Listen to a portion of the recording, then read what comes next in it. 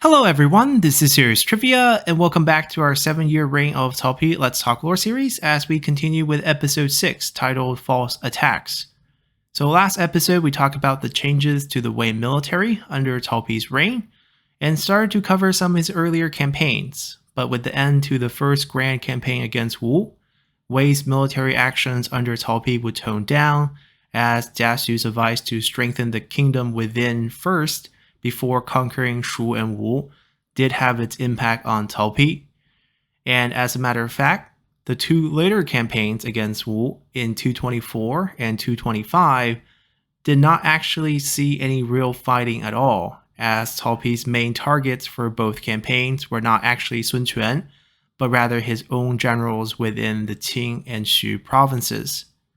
As you see, not only were the Qingzhou Army Corps loyal only to Cao Cao, there were many regional warlords that had surrendered to Cao Cao who are now less receptive to Cao Pi's command. And with the forced abdication of the Han, the general populace also now needed a period of adjustment and acceptance to the new Wei dynasty. And this combination, especially in the Qing and Shu provinces, made Cao Pi insecure. So, like many founding emperors before him, Cao Pi wanted to tour the land in order to show his presence directly to the people, to hammer home the message that the Han is now over, and that the Cao clan and the Wei dynasty was here to stay. Yet with the country still divided and constantly at war, it was difficult for Cao Pi to organize such a tour. So instead, Cao Pi decided to use offensive campaigns against Wu as the excuse to personally march through the lands of the Qing and Shu provinces.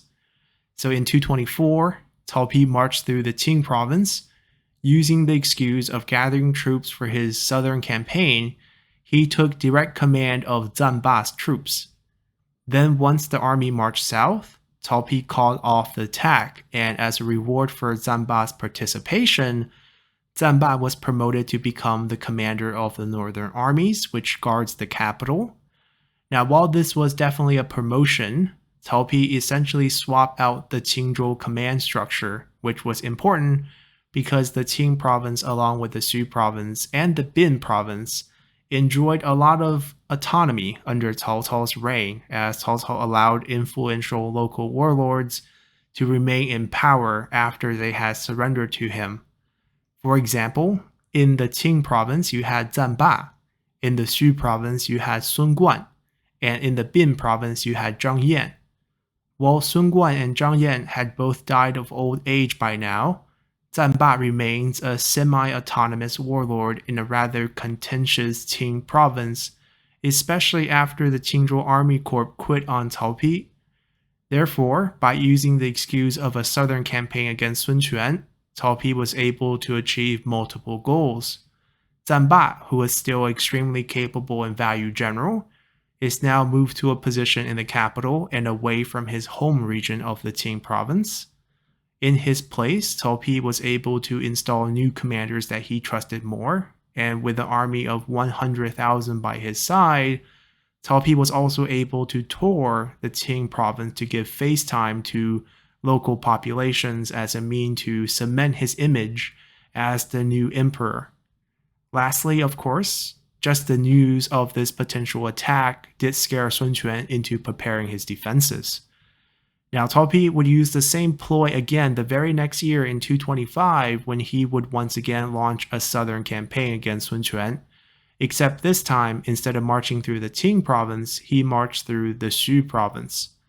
And from the path that Cao Pi took, it was pretty clear in hindsight that he never intended to actually attack Sun Quan, as by the end of the march, Cao Pi was all the way down in Guangling, when the usual attack routes against Sun Quan would go through Ruxukou.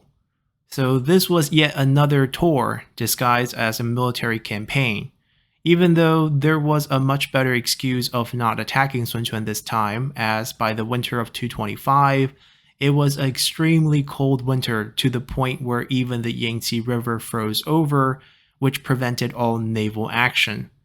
And as an added bonus, Licheng Commandery in the Shu province did see a minor rebellion, which Cao Pi was more than happy to put down as Licheng Commandery was redistricted away afterwards.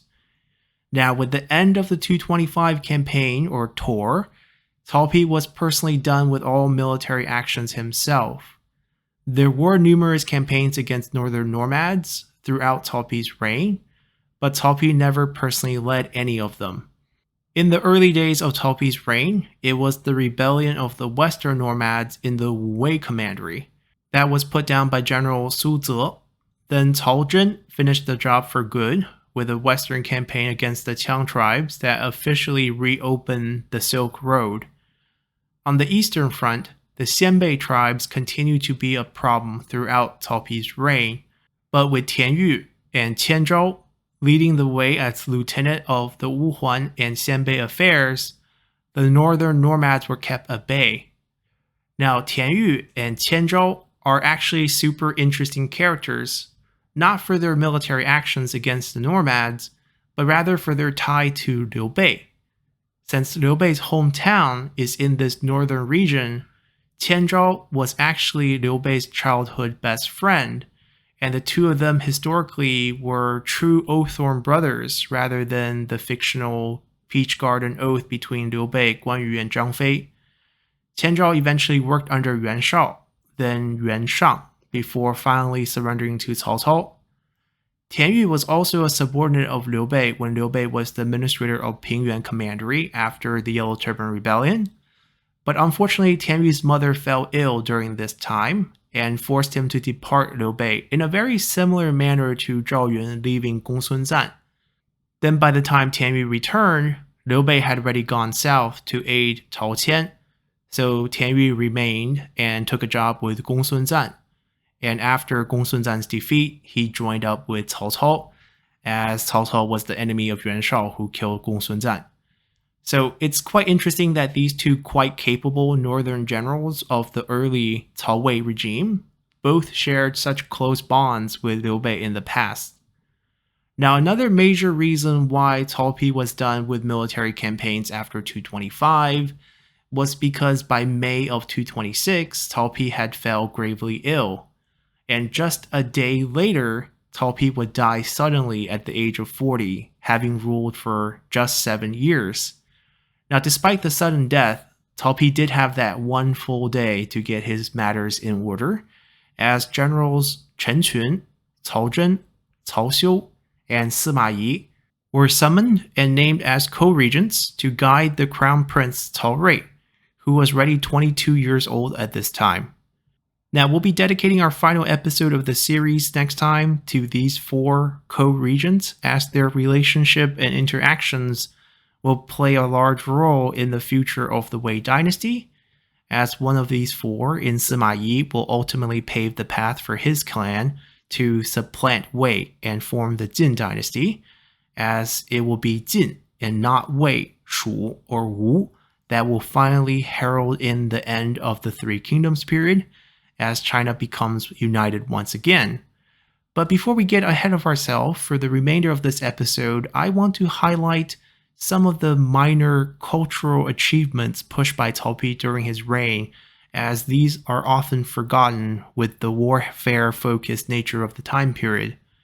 First, right when Cao Pi took control in 220, one of his first actions was the reopening of Taixue, or the Imperial Confucian School, as Cao Pi was a big believer in a Confucianism-led government. In 223, court music was expanded as different forms of Confucian ritual music found their way back to the imperial court.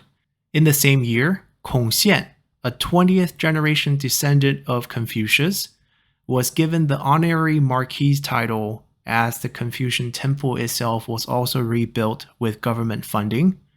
Regional schools focusing on Confucian teaching were also built across the kingdom to promote Confucianism, leading to a period of cultural renaissance that extended way beyond Three Kingdoms, and it all but cemented Confucianism's place in government structures for all Chinese dynasties to follow. And with that, this episode comes to an end, as we'll be wrapping up our 7-year reign of Cao Pi Let's Talk Lore next time, as we'll discuss the 4 co-regents picked out by Talpi and their impact on the future of the Wei dynasty. So hopefully you all enjoyed this episode enough to hit that like button to help support the channel, and I'll see you all next time. Bye!